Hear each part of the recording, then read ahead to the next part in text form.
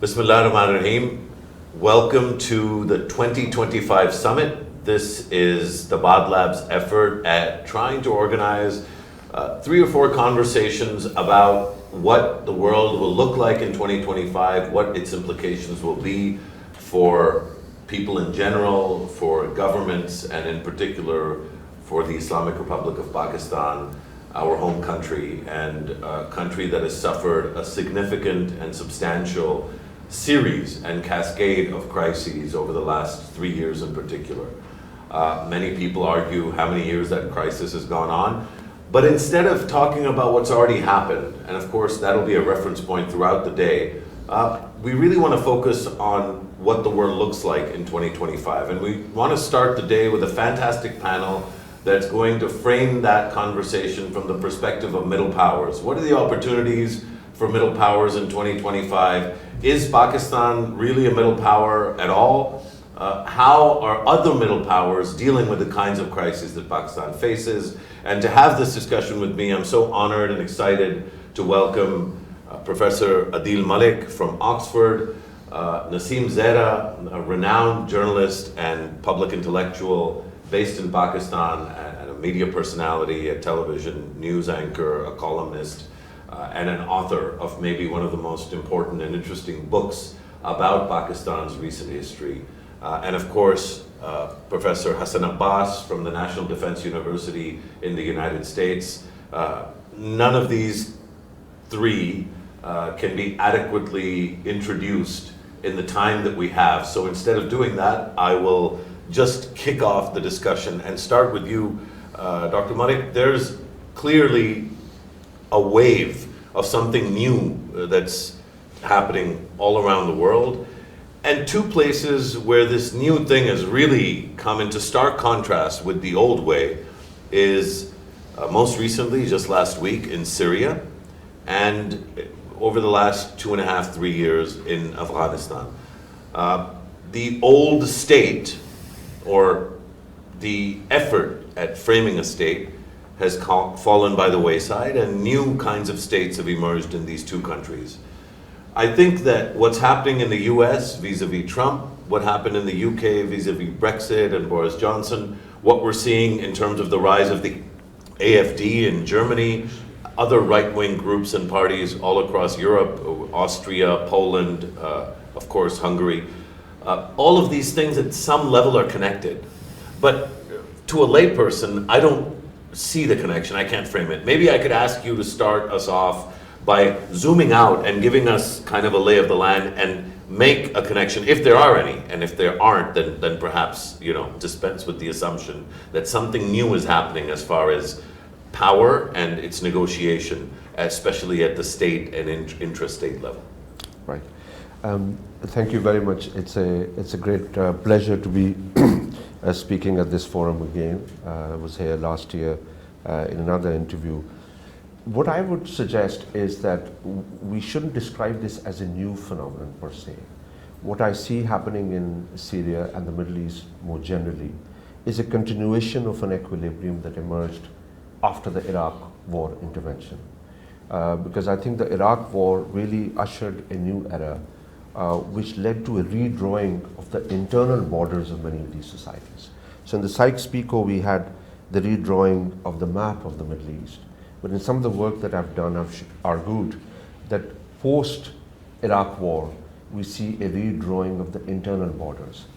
And by that I mean to say that Iraq as a state obviously remains, but the way political and economic power is distributed is completely reorganized around ethnic sectarian lines.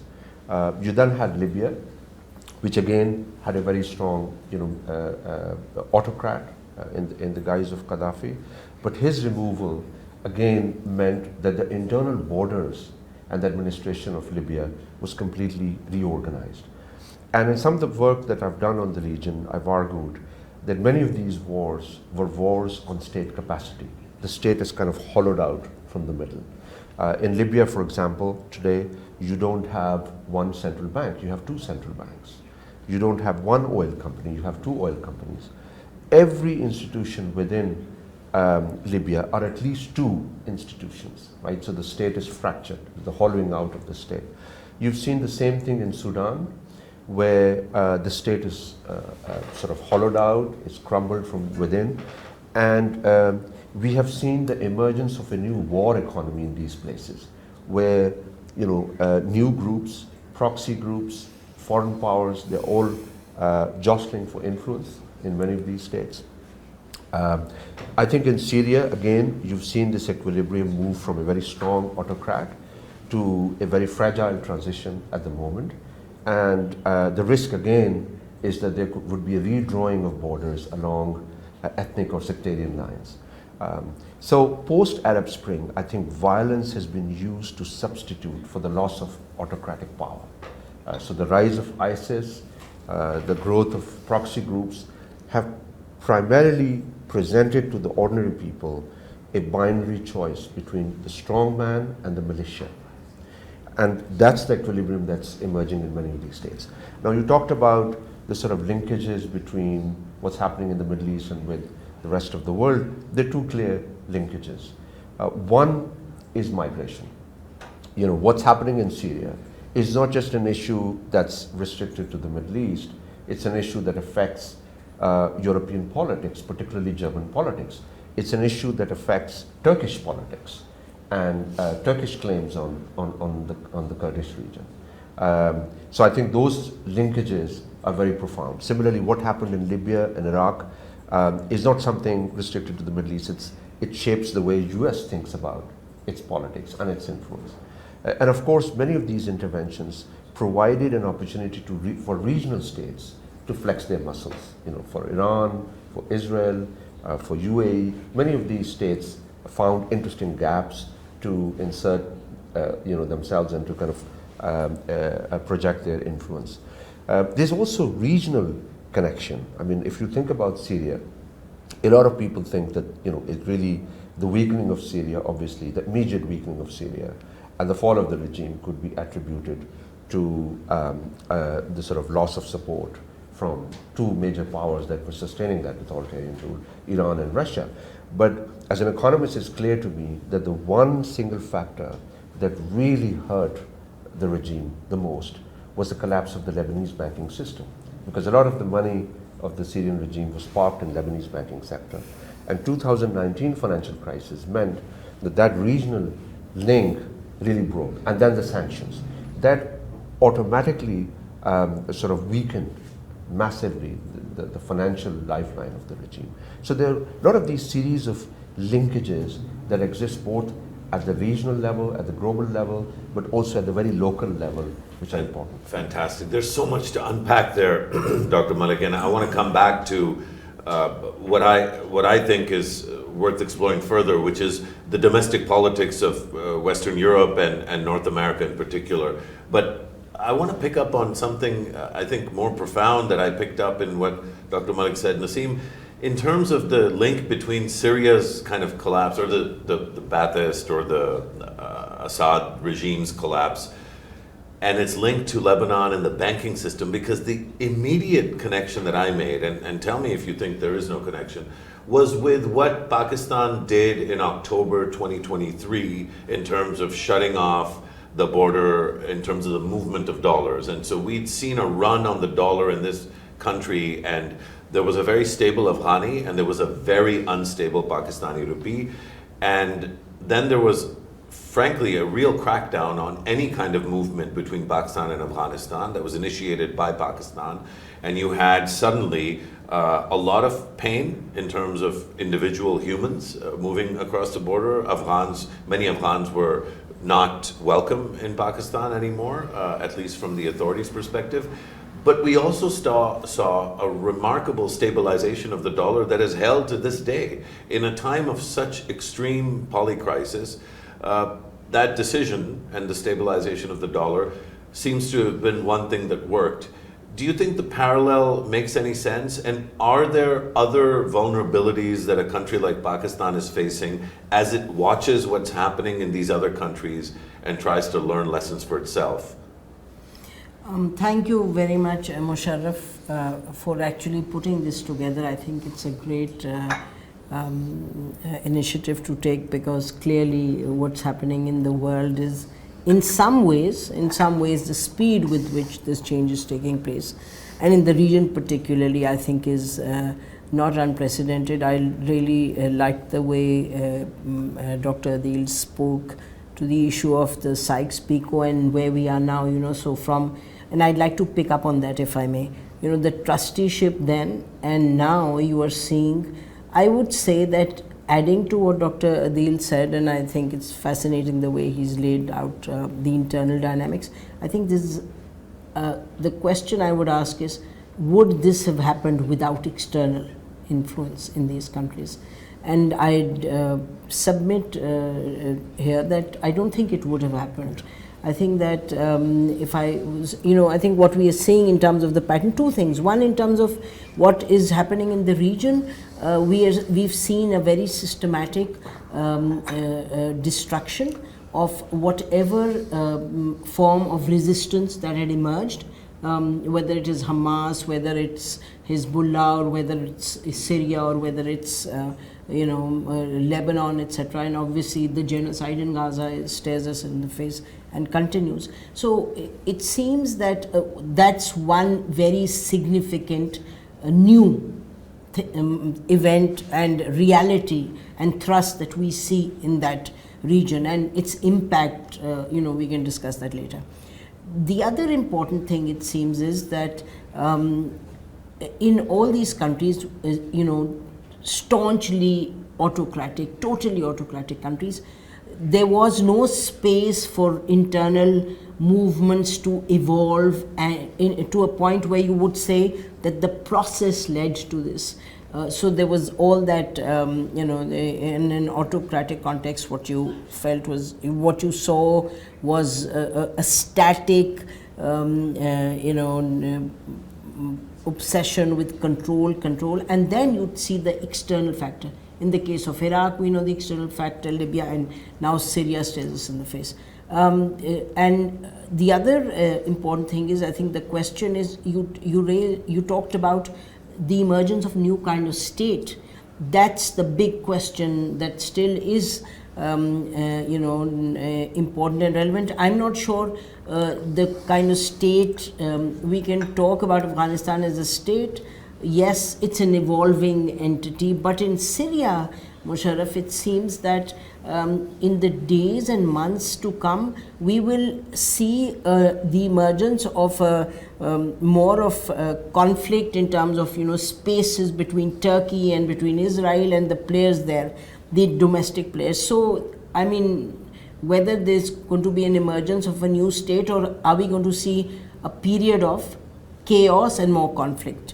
Coming back, sorry, that was a long digression, but coming back to what you said, I think that if you're looking at Pakistan, the major question here, again, there's the internal and the external, but the primary is the internal.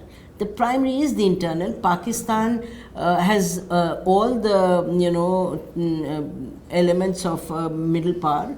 Pakistan is clearly not aligned totally to China excluding America, and neither to America excluding China. We have an architecture of relationship with China, and we have a record relationship with the US. But plus, it's the 5th largest population in the world, 5th largest army, etc.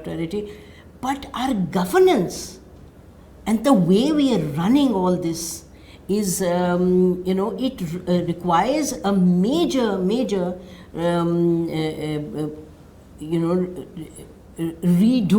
remaking. We need to go to the canvas and start to understand that the way we are continuing, the step that you mentioned was a very important step, and certainly the dollar has stabilized.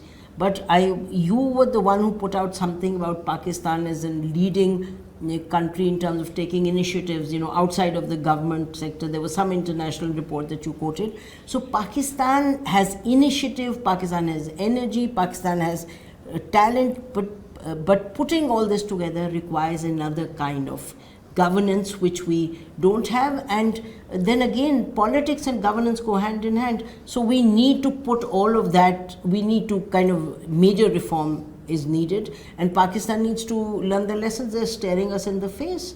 You know, what happens when there's a divide, what happens when there's conflict, what the statement that has come a few hours ago from the Deputy National Security of the US, advisor of the US, he said at a forum a few hours ago that Pakistan is now, Pakistan's new missile is a direct threat. We see that as a direct threat to the US. Where the hell has that come from? I mean, where has Pakistan ever thought of attacking the US? But I'm just saying, the weaknesses within us, and weakness affects policy and articulation, and then others take advantage. I've taken too much of it. No, you haven't. I mean, and this is, when we talked about how long the conversation would be, I had anticipated, and I hope that it'll last so long that it's a problem for our next engagement. I want to come back to a number of those themes, in particular the kind of dynamic of how you manage the inside. But I think I take that to you, Dr. Abbas. You know, on the one hand, we have the Afghanistans and the Syrias, and maybe we throw in the Libyas and the Iraqs in that list. On the other hand, we have Indonesia, and I think Bangladesh still belongs in that category. There can be arguments, to the contrary. Certainly Malaysia, not a star performer in the way that others are, but still much more stable and capable as a state. You know, because I really love the point about attacks on state capability.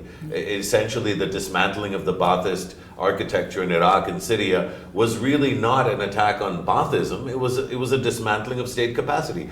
But when we look at Indonesia and we look at, how dramatic the improvements in how that country is run and how it projects its own power and how it autonomously decides things for itself.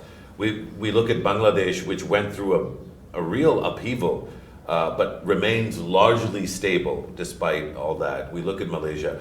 You have kind of two contrasts. And in some ways, Pakistan is a middle power, of course it is in a global sense, but it's also kind of the middling Muslim power in a sense that it's not quite in the same category as Syria and Iraq, or Afghanistan, but it's definitely not even looking close to becoming an Indonesia in the next 2 decades.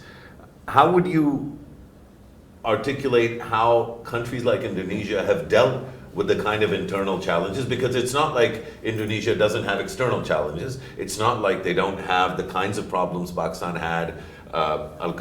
There was, massive Al-Qaeda presence. There's all kinds of issues in Indonesia. What distinguishes middle powers from low performance, low potential, which is, I think, where Pakistan is right now, to high performance, high potential in the way that Indonesia is?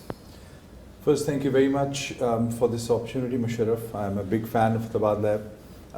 Secondly, it's great to be in the company of these two eminent thinkers. So it's a learning experience for me, and it was great to hear these thought-provoking ideas. With your question in mind and also what I just heard, the way first I would frame it as you have rightly pointed out, these cases of Bangladesh and what we heard on Iraq and Indonesia. First, I'll link this with the first things that came to my mind with Bangladesh and Indonesian model and keeping Iraq in mind as well. And I see a common thread which helps me pitch some thoughts which I was having while listening to these very articulate ideas. One, the legacy of authoritarianism and how we negotiate with entrenched authoritarian trends. Indonesia has gone through those. Bangladesh has gone through dictatorships. And because Pakistan has a history of military dictatorship, so this is always relevant, and especially so in Iraq. I'll try to give a couple of examples to make my point. I'm a very frequent visitor to Iraq for my research, also as well as for pilgrimage, and that's a connecting area for many ways. And I see Iraq, despite overthrow of Saddam, and now they are almost 2 decades away from that, they're still fearful of return of this autocratic regimes. And of course, autocracy is there as well. Same thing happened in Bangladesh. They had a democratic experience, but this hanging taste of potentially return of military dictatorship hangs in their mind, and that's what has happened. The military stayed very strong. Same thing in Indonesia, but it's great that you mentioned Indonesia, because if any country has come out of this challenge of entrenched authoritarian trends in their mind, it is Indonesia. And two things have happened which actually allows me to touch my second point, role of religion. In Indonesia, the largest religious party, which is, if for the purpose of audience, it's closer to Pakistan's Jamaat-e-Islami in general, but that's has a huge influence. If you remember, when I was growing up, you're much younger than me, I remember Indonesia was always mentioned, oh, the East Asian Islam is very different, it's a soft Islam. Then we saw the surgence of different forms of that. But they have negotiated quite well with authoritarian trends, how to settle with this form of democracy and not getting apologetic about their religious identity. They have allowed their religious major group to really thrive. In Iraq, that's exactly why Iraq is not doing as good as Indonesia, because on these three things they have not negotiated well. And I'll give some more chance and time to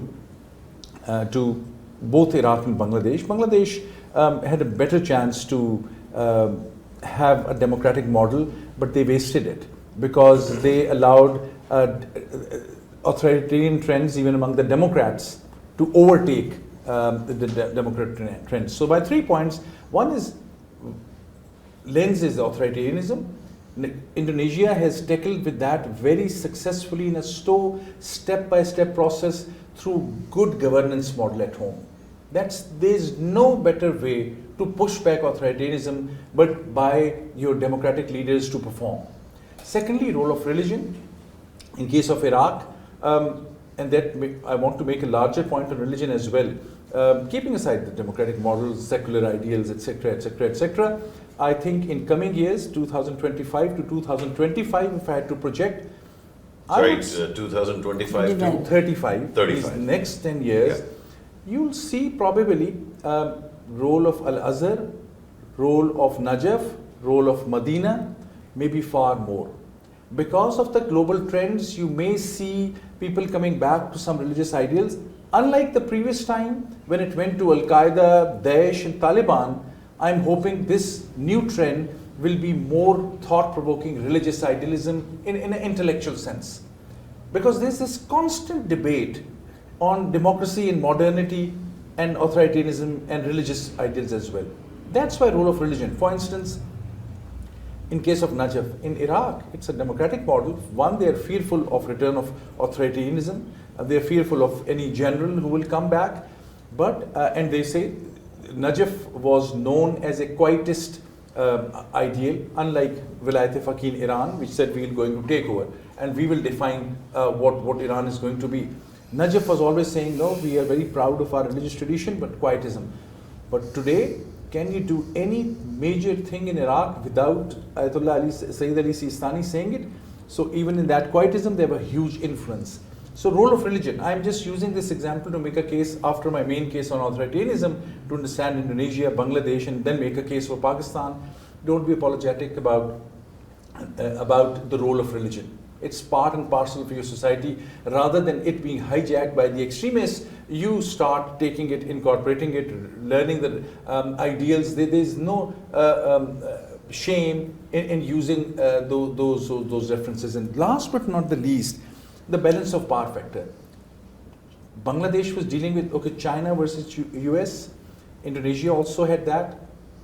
Iraq, on one end, it is blamed for not totally wrong reasons of huge influence from Iran. But the Iraqi Prime Minister, when he comes to Washington, DC, I see all kinds of protocols, and he being very smart in how they will engage with the United States. And one of the previous prime ministers is, all Iraqis will tell you, the rumors say, they said, Adeel Malik, one of the finest Iraqi politicians. They believe he was ousted because he was drifting too much towards China. So this balance of power capability, all three things are extremely important for Pakistan. I would frame Pakistan not necessarily as a middle power, as a rising Muslim power or a leading Muslim power. I genuinely believe Pakistan's intellectual capability, Pakistan's defense capability is far stronger than Indonesia or any other comparable Muslim nation. So your strengths build on your strengths. That's how I would frame it. I think that's a great, way to look at the future and the kind of focus or the intended focus today, Adeel Bhai, is of course, what 2025 might look like, and of course not just 2025. I think that framing of 25 to 35 is a really interesting one. For Pakistan, I think it goes all the way to 47. I think we're in the midst of, the biggest demographic sort of, dividend, so to speak, at least in terms of numbers that we have. And so there are a lot of things that can go Pakistan's way. But I want to go back to the theme of middle powers, because of course we've talked about Muslim majority countries, we've talked about the Muslim world writ large, but the world is much larger, and of course, just like this west to east distinction and variation, you also have that in the wider world. You have essentially countries that seem to be in demographic and social and political decline in Western Europe. But then you have countries like India and China as the big ones, but countries like Singapore, countries in particular like South Korea, that are in no way in any real decline, even though in some of these countries the demography is very similar to what we see in Western Europe. What's the kind of distinguishing dynamic? Why is it that these countries that have not been great bastions of freedom or democracy always, and have really struggled with their systems of governance, especially from a Western framing, why are they so much more optimistic today? I would include the Middle East. I think Saudi Arabia, the UAE, these are places where young people not only are excited about the future, but many people from many countries are going to these countries because they're excited about the future of those places. How did this happen? How did Europe go from being what it was, this kind of magnet for talent and ideas and optimism, to places like Saudi Arabia and Singapore replacing them? And how much of this is connected to our wider conversation? Sure. I would also like to connect to some of the ideas yes, please, but maybe I'll first respond to your questions and then link back. Now, this is a very broad question, but I have a few reflections more broadly. I'll add to the list of countries Vietnam as well. Sure. And let me talk about these sort of emerging powers. I think we have to think beyond the prism of democracy per se. Okay. I think we have to think about bargaining structures, the ability to harness and manage diversity, which places like Indonesia really did well. And we need to think about decentralization. I mean, these two places, Vietnam and China, are centralized places. They are not democracies by any stretch of imagination, but they set up important competitive struggles on the ground in the economic domain, in the political domain, and create incentive structures for regional, local elites to partake in a larger game. And they have interesting bargaining structures that give them resilience. So I think that's really, really important also for Pakistan, and we'll come to that in a minute. The second thing that people rarely talk about in this country is that in many of these experiences you have a common purpose. A state does not exist without a common purpose. A civil service doesn't exist without a common purpose, right? And what we are facing in this country, for example, is a crisis of legitimacy. For that, even to keep the militaries intact. I mean, why did the Syrian military just melt away? Because they didn't have a common purpose. If you go to Vietnam, look at the way policymakers are making decisions. If you speak with the Chinese, if you speak with Malaysians, they have a common purpose of where they're going, and they have a new way of harnessing the diversity of these countries. Indonesia, by the way, few people would know that one of the persons who played a really important role in the early religious experience, religious thought, was none other than Dr. Fazlur Rahman, who was a Pakistani, who was had to leave Pakistan. He was teaching at Chicago, and he had very detailed interactions with Indonesian intellectuals. But that's a conversation for another time. Now, the other thing about these middle powers is that they have strong regional linkages.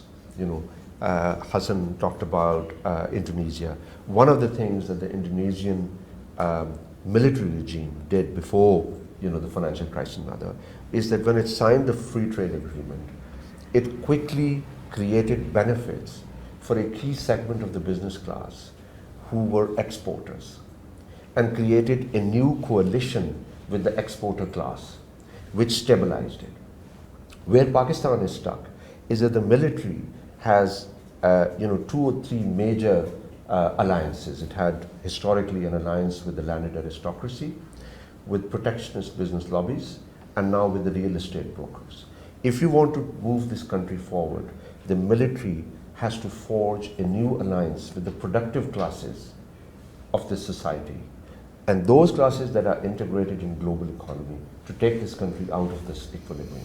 This is what Indonesia really managed very well, because when they signed these free trade agreements, they strengthened a new exporter class, which became the guarantor of this process of liberalization. And linked to this was the idea of regional trade, because all of these states, you look at Singapore, you look at Malaysia, Indonesia, Turkey, Brazil, all these places are emphasizing regional integration, because as we move away from the world of hyper-globalization, there's a lot more space to explore in terms of regional trade connectivity. You cannot think about the Indonesian experiment or the Vietnamese experiment without looking at ASEAN. ASEAN. The biggest investor Absolutely. today in Vietnam is Korean. Yeah. Those were the firms that were coming in, right? And when you talked about Afghanistan, again, our approach of dealing with Afghanistan or Iran, all these places, is purely strategic.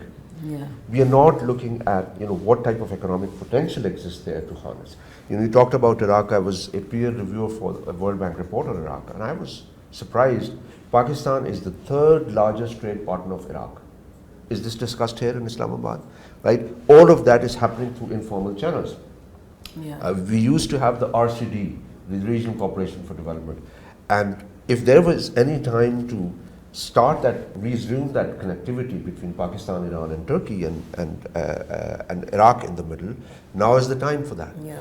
And what the world that we are now entering is what I call the clash of connectivities. There are different visions of who should connect with whom, right? We see India, for example, connecting with the Middle East. There are other visions, competing visions of who should connect with whom. This is the world. But as Nasim mentioned, while the world is busy with these things, we are stuck in our internal crisis. And remember, some of the biggest nationalist moments were moments when big powers were distracted.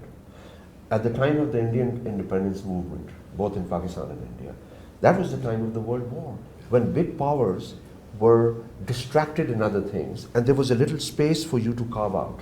We are entering into a similar moment where the big powers are kind of distracted in larger competition.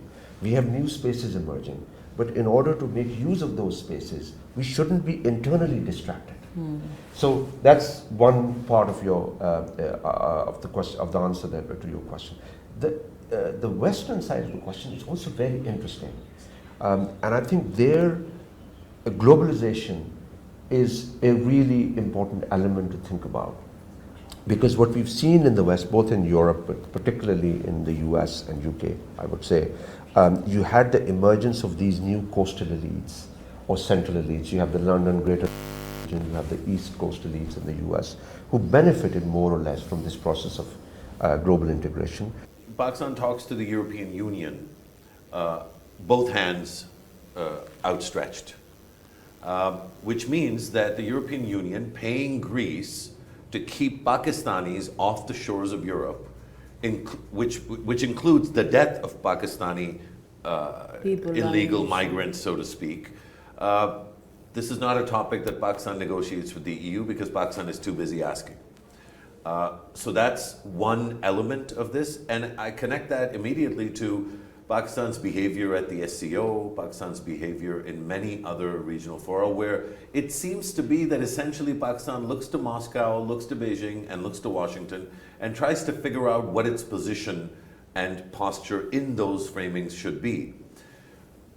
And yet, as Dr. Malik has just framed, Pakistan has a lot going for it, but it doesn't seem to have those ingredients that he talked about. He talked about a bargaining structure, which we'll talk about in a second, but he also talked about an absence of national purpose, which I found fascinating.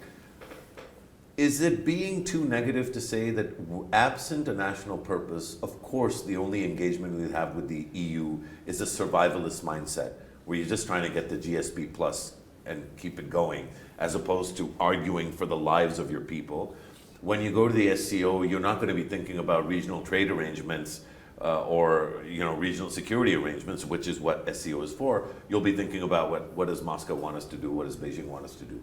So this kind of weakness, and of course you made the point that it's anchored in internal division, but is that internal division further anchored in the absence of national purpose? I just want you to talk about national purpose. Yeah. Have we lost our way, or is there some way to retune Pakistan to a core national purpose? Well, just before I go to that, I think Dr. Malik, I would say that it's not Europe alone. I think in every country, including Pakistan, the elite is busy kind of making sure that people are distracted from the core challenges that we face. I guess in terms of Pakistan's just on connectivity, literally where we are located, sky's the limit. Yeah, absolutely. Okay? Yeah. So let's just look at what we've been doing on Afghanistan. Today, and I've been at seminars where I've seen this, in different countries. Today, Moscow, China, and India sound like Afghan envoys of the Afghan Taliban government, Yep. right? Whereas Pakistan, yes, of course, you have a challenge. The challenges we face, the threats we face are far graver than all the other countries. But how are we tackling it? And Afghanistan is critical to our connectivity. I think that coming to a minor point, but significant, appointment of Mohammad Sadiq, Ambassador Mohammad Sadiq, tells us that there's some rethink finally that you can't go and box the Taliban. I mean, you have to engage, right? You can't have you can't use force. So this is kind of a minuscule level where we're missing out on the details and on the steps that we take. Musharraf, I hear the Pakistani delegations and ministers, whether they're at the SCO, whether they're talking to the EU, etc., seem to be saying the right things. But the problem is, the real problem is, start looking at the steps that are being taken at home. Just on IT, yesterday I read a report in one of the papers where they were saying that the government is considering two levels at which they're going to deal with this problem of internet, etc. That they're going to submit this proposal to the cabinet that the speed of the internet for the export processing zones where the IT is, STZA, is going to be faster than for the rest of the world. Are they living in the cave era? I mean, what is this level of comprehension? I think that we are dealing with, this. I would say to you that if you had people in this country making sense and, giving people the confidence that they mean business for the people of Pakistan at all levels, whether economic, security, ideological, giving space, etc. It's not a nation, it's not a lost nation. There still is the ability to coalesce together when there is sane steps and conversation. I think that, for example, this government is trying. It's trying. I mean, the way this Prime Minister works 22 hours a day maybe, but it doesn't help because there is the fault lines here as far as the people are concerned are very serious and they are just getting deeper and deeper. And no society, your Tabad lab will not be run if there isn't legitimacy, credibility, competence, and accountability. So just to address that, because I think it's an important point, I often frame this in the opposite manner. I say that if Pakistan becomes even marginally functional as a country and as an economy, firms like the Bad Lab will be at every street corner, and we will all make enormous amounts of money, because the potential of this economy and our people is, Nasim, it's unlimited. Like I deal with young people, the talent that we're dealing. And so when I think of middle power, I agree with Hassan. Middle power is an underselling of Pakistan's actual potential. I agree with you, but here, Musharraf, the point is then, if this is the potential, then we must ask ourselves, why are people leaving Pakistan? I mean, it is painful for me wherever I go, the youngsters are talking about leaving. And if you, I mean, there are facts and figures I'm not good at, but I've been reading reports in the last 2 weeks where the figures are alarming in terms of people migrating from here, looking for, whether they're looking to get away from here because they're saying they're politically being, discriminated against, or whether it's for economic reasons. So the question is that a society, and as Dr. Malik said, and as Dr. Hassan Abbas said, a society is managed, a state and society, based on certain structures, certain institutions, there got to be basic rules of the game, right? Rules of the game have, and when you're looking at a country, 5th largest population, then the rules of the game has to, sharpening them and evolving them has to be a continuing process, which means that some minds in the positions of power have to be thinking of how to, negotiating power, how do you do that, how you keep it together, how do you so what I'm saying is, where is and law and credibility and legitimacy, where are the courts today? What are we looking at? We are looking at power battles. Putting it very crassly, you're looking at power battles. Although, like everybody, when Nawaz Sharif was in power, Mian Nawaz Sharif, whether you look at the road networks, whether you look at IT, communication, and whether you're looking at trying to open up in the region, and we talk about regional connectivity as if it was discovered in the 21st century in Pakistan. Don't forget, the ECO summit was held by Nawaz Sharif, Mian Nawaz Sharif, in Quetta in 1994. But at that time, we were too busy saying, no, it's just, geostrategy that matters. So, Nawaz Sharif tried to do that, but he wanted to be also Amirul Momineen. Then you had Jan Musharraf doing whatever he wanted to do, and then you had Imran Khan, who also wanted to look at what's happening, going to Saudi Arabia and looking at the power that is in the hands of MBS and kind of trying to see what can be done, a longer period of power. And now you have a situation where the belief is that we have all the answers and we will do what it takes to ensure that. So whether it is midnight knocks, or whether it is court manipulation, this is unprecedented. We have seen excesses in this country. What we're seeing now is unprecedented, and we can't shut our eyes to that. We can talk in terms of where we are headed and where we can go, but until and unless we get this right, and I hope there is a realization that this way we can drag on. Pakistan is not going to khuda na khasta collapse, because countries drag on, but our potential, where we can be, and that's the critical factor. If I had to force you to choose between, is the issue of unfulfilled potential or is the issue of a real risk? Let me put it differently, just framing it back to the original framing. Yeah.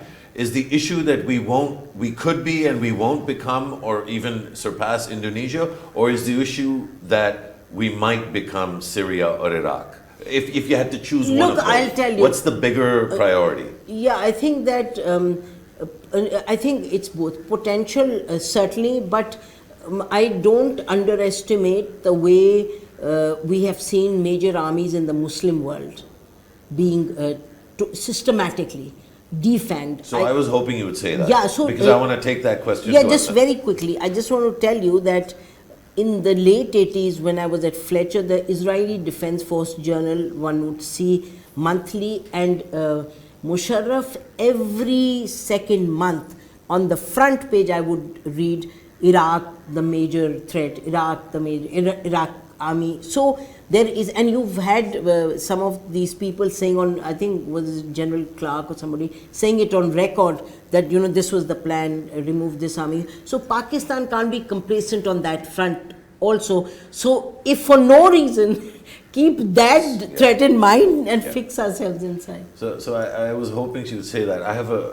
if I was to take that, Hassan Bhai, and ask you what this military is supposed to do, because it's clear that it is in the line of sight of global affairs, for lack of a better term. But it's also clear that many middle powers have engaged in the kind of, let's call it, for lack of a better term, authoritarian public policy, whether it's with regards to the internet, or it's with regards to freedom of speech, or it's with regards to the system of governance. I think Adeel Bhai was quite right that, a lot of countries have progressed without democracy, but none have progressed without a sense of national purpose and some bargaining structure. The issue is that in the framing of Nasim, and I know she's not doing this, but just to hyper kind of characterize it, a free-for-all kind of democratic system, which maybe doesn't exist anywhere, is certainly not about to emerge here. So what is the actual answer? Restrictions on the internet are not something that are unique to Pakistan. What is the way forward here?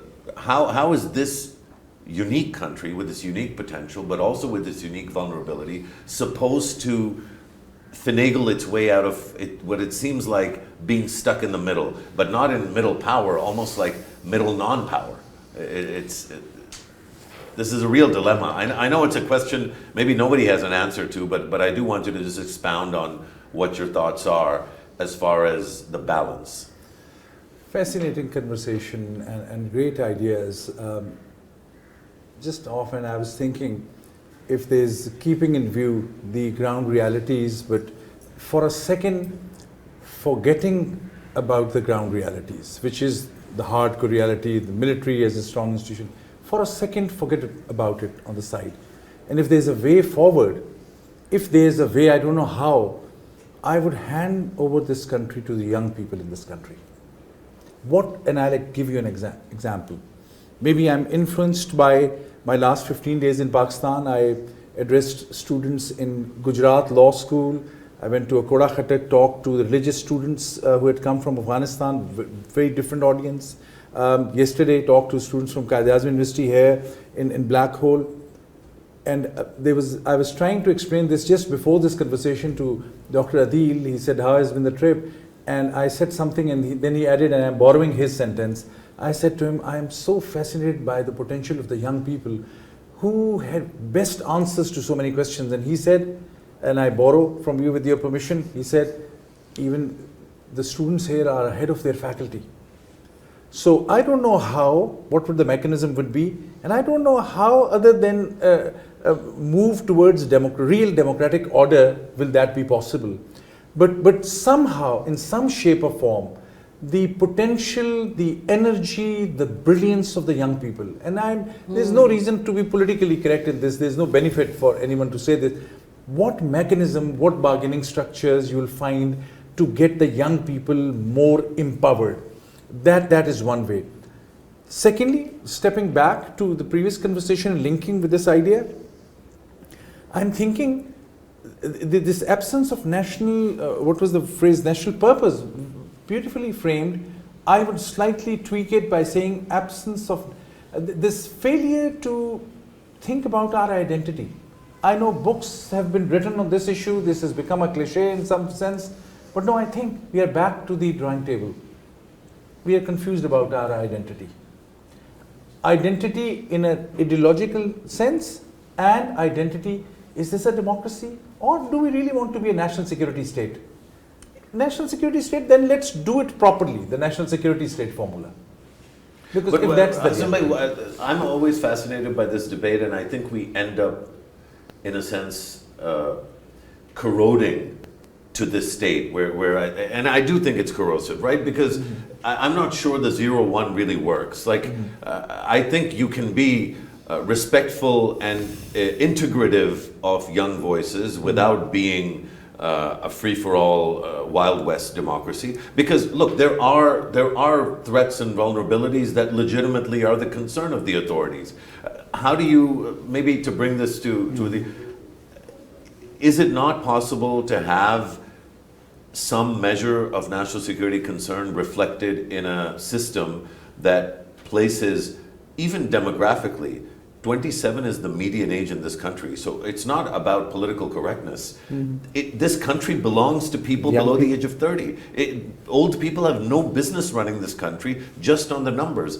Is it not possible to frame a system? Because frankly, Indonesia is run again by one of its generals. General Wijojo's sort of formula has really worked. The military has not been demonized or relegated to the barracks. It's just engaged with society in a different way. So among all the Mohammed bin Salman and Saudi Arabia, certainly not guilty of being democratic, certainly guilty of integrating its young energy into the core of society. Why isn't that possible for Pakistan without going to one extreme or the other in the way that Hassan Abbas framed? I think it's partly to do with the institutional incentive structure. You're now losing the capacity of our country's institutions to think long term and to think beyond private interests.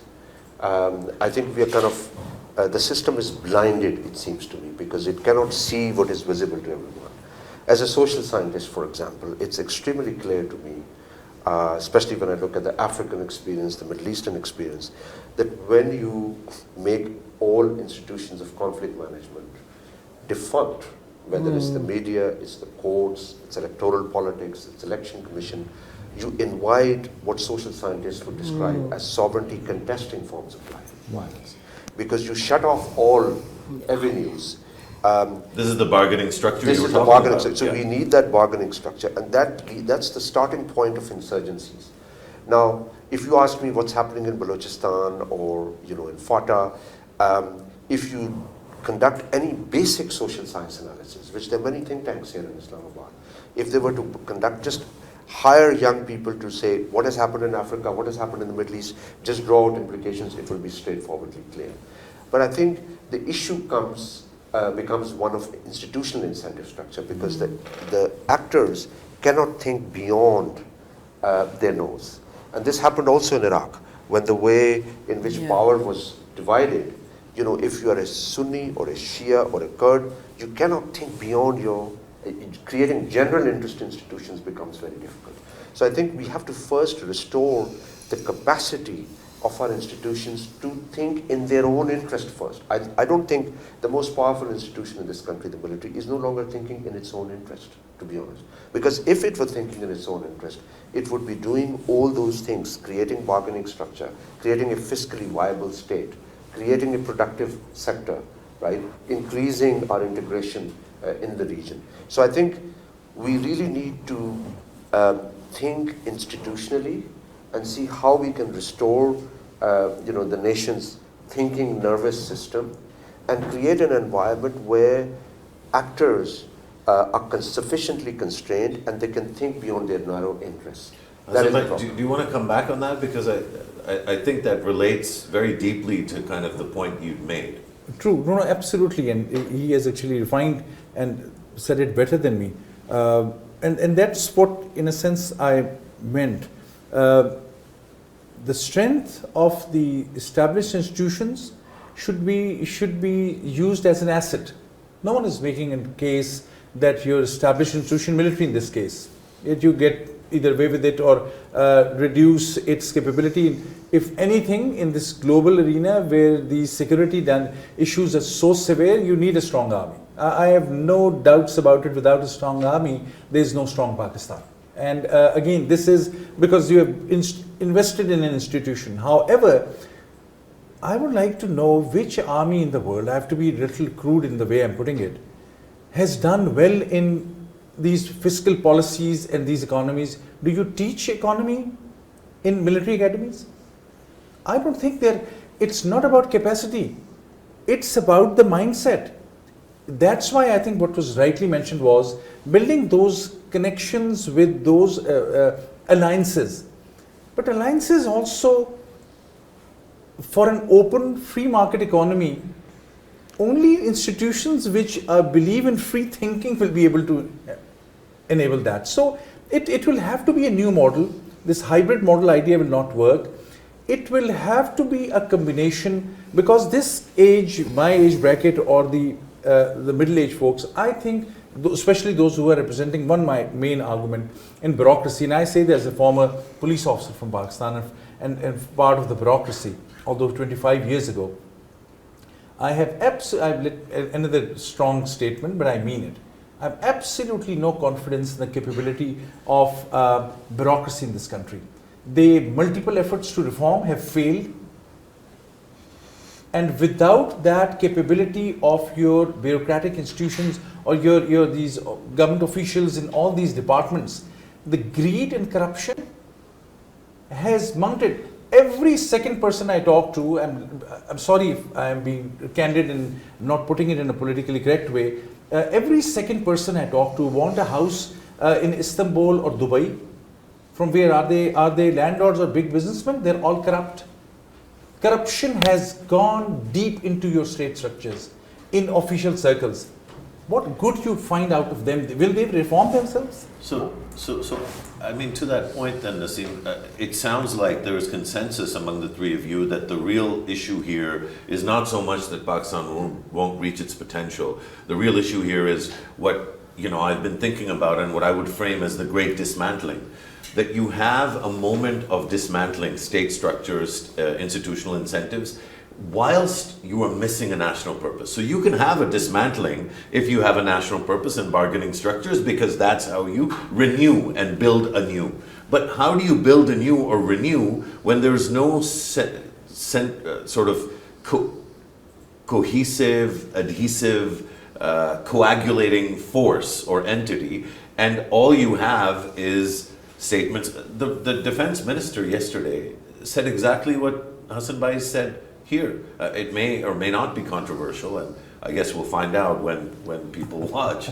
But it's hard to argue that there isn't some truth to the urgent need for some measure of dismantling of these civilian structures that are clearly not delivering for the people. But isn't that so risky to talk about this in the absence of something, that binds us together, Nasim? Yeah, I mean, I've been listening to this conversation. I think 2-3 things are clear. Number one, I mean, this kind of conversation, hand Pakistan to the young or to the old, I mean, it really means very little to me, frankly speaking. No country in the world throughout history has moved anywhere without a process, without objectives, without institutions. And we have seen that General Musharraf and General Ziaul Haq and others, so the army has had its turn, it has tried and it has failed. And with all the good intentions today, the army is not succeeding. Army is really, the force behind what is happening right now in Pakistan in terms of the governments, etc. And I don't think that we can continue on this path if we factor in all the challenges that we've spoken about. I don't think that the thought process is there. I like what Dr. Adeel said in terms of, the institutions have to be thinking institutions. I do believe that it is certainly not in the army's interest, but I'm concerned more broadly about Pakistan's interest. Pakistan's interest, has to be, I mean, it's not a question of what do we want to do. You have a constitution in this country. You have a constitution where things are put out clearly. We've got to start with some rules. We've got to start without rules. It's not a question of, what's, this organization should do that. This ad hocism, this reactiveness, this power struggle has really been the undoing and inability of Pakistan fulfilling its potential. After all, we must ask ourselves, why in the 90s was Indian finance ministers saying, look at what Pakistan is doing, look at the opening up here. We keep getting derailed. I think we are obviously not Saudi Arabia. We can't be MBS. We shouldn't be MBS. We are Pakistan. We have a history. We have rules. We have regulations. We have a constitution. We have a process. And that process has to be followed. We have no example in Pakistan other than when we look at Ayub Khan's period, when too much money has come in from the West because we were part of some global struggle. We have not had stability, we have not had progress. And so bringing in military, if you're suddenly looking for stability and saying, bring in the military, we're saying reform, bring in the military. Is it working, Musharraf? We've been hearing for the last year and a half that Saudi Arabia is going to come with this $1 billion, this $1 billion. Today, Saudi Arabia is at the cutting edge of the way finance has to work in the world. They have asked us, send us your people, we will train your people. Remember that Saudi Arabia and UAE were countries where Pakistan went in when nobody else was that welcomed. And indeed, our security setups gave us a context in which we could have done tons with in UAE and Saudi Arabia. And where is Pakistan today? UAE, every second person I talk to is saying getting a visa to the UAE for Pakistanis is becoming difficult. We have to ask ourselves, where are we going? And no shortcuts, but urgency, yes. Absolutely, urgency. When we say, Mian Nawaz Sharif has 100 problems, and see where his party is taking the country right now, and he's quiet, which is an issue. But if you're talking practically, you have to have somebody like Nawaz Sharif who had the potential to be a statesman. Bring everybody around the table. You can't have Imran Khan sit in jail when you have the kind of vote he got. Forget about following. I don't want to be populist. You have a system, you had elections, you did everything to make sure that he doesn't win. And I am not for Imran Khan. I don't have a vote for Imran Khan. But it's not Pakistan today. But I also think it's interesting that one feels the need to caveat, and I do too. I have to, because otherwise I'll tell you, otherwise on social media, the abuse I get from PTI, from PMLN and from others. But I think alhamdulillah, everyone here is strong enough to not let that worry. No, I it's think not there was a worrying. time that social media was reflective of something. I don't think it reflects Very anything. sorry, Musharraf, last very quick question, very quick comment. You talked about social media that world over, the kind of systems that are being put in place in every advanced country to deal with problem of social media is there, and Pakistan should too. But the problem with Pakistan is that its purpose of putting controls is not to decrease instability, etc., and whatever the downside of social media. It is part of a political battle, and that's. And I think that absent that consensus, because I do think people are reasonable. I think ultimately Pakistanis might be the most reasonable people on the planet. The tolerance that the ordinary Pakistani has for state ingress is remarkable. So it's hard to disagree with anything you say, Nasim, but especially so when you say it so forcefully. I'm constantly being hounded about the lack of time, but I did want to just go through a real quick summary. To my mind, what I take away from this conversation is that 2025 cannot be a good year for a middle power that doesn't have a bargaining structure, that doesn't have a national purpose, and that doesn't exhibit or demonstrate the kind of urgency that we heard Nasim articulate. What else should we be looking for in 2025 for middle powers in general and Pakistan specifically? We'll go from Hassan to Nasim to, we'll end with you, Doctor. Two things to realize. One, status quo will be devastating. this realization, that the way things are working, both in the regional global arena, I think Pakistan's thinking, and domestically. And secondly, I would say step back, rethink and reflect about who you want to be. Identity. Identity. Brilliant. Nasim?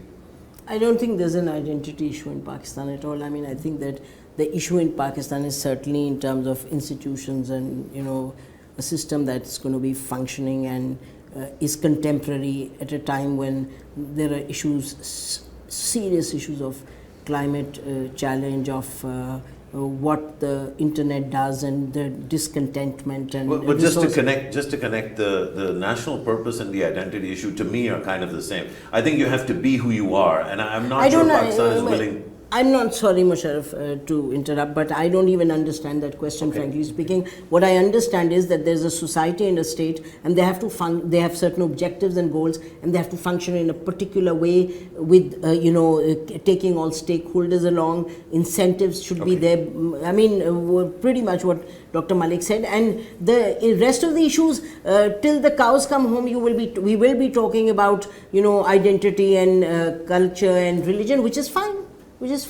But I don't think those are in any way compelling issues today. Religion is private and then it becomes political in the collective context. But for Pakistan, I think, I hope, inshallah, in 2025, there will be coming together of stakeholders, political as well, and some understanding that we have to play by certain rules. Ad hocism cannot work, and it's going to be a major problem in terms of global system. I think for middle powers, I think it's a good time. I think they will have more leverage, they will have more negotiating power, because I don't see wars taking in terms of the two major powers, but the tensions between them is going to give space to middle powers to actually negotiate and move on.